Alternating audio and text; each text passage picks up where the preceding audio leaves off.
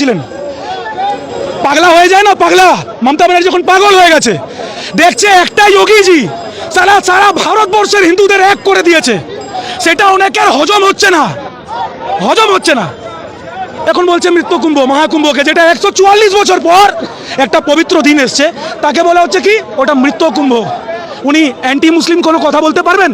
আমি রেসপেক্ট করে বলছি, হিন্দু মুসলিম শিখ ইসাই আমরাও ঐক্যবদ্ধ মনে করি, কিন্তু উনি যে সবসময় হিন্দুদের বিরুদ্ধে কথা বলেন, তার জবাব কে দেবে? আমাদেরকে প্রশ্ন করা হয় তোমরা হিন্দু মুসলিম কেন করো? আমরা যদি হিন্দুর পক্ষে কথা বললেই আমরা মুসলিম বিরোধী নয়?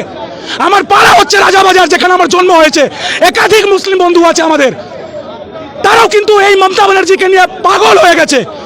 আমরা হিন্দু মুসলিম করি না, হিন্দু মুসলিম শিখ ইসাই সবাই চোখ খুলুক এই পশ্চিমবাংলার, তারপরে বুঝতে পারবে কিভাবে শুধু মুসলিম ভাইদের এরা ভোট শুধু ইউজ করছে।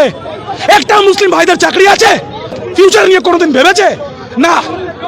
দুটো মসজিদ বানিয়ে দেবো, তাদের ভোট নিয়ে নেবো, এই মুখ্যমন্ত্রী তো তাই করছে। আর ইলেকশনের আগে হিন্দুদের বিরুদ্ধে দু চারটে কথা বলে দাও। মানুষ বোকা নাকি? পশ্চিমবাংলার মানুষ কি বোকা? আর থামানো যাবে না 26-এর লড়াই। পশ্চিমবাংলার মানুষকে বলছি, এখনো যদি চোখ না খুলেন তাহলে সেকুলার হয়ে বসে যাবেন। আপনার মা মাসি গোষ্ঠীর ষষ্ঠী সবাইকে এই জেহাদিরা শেষ করে দেবে বলে গেলাম।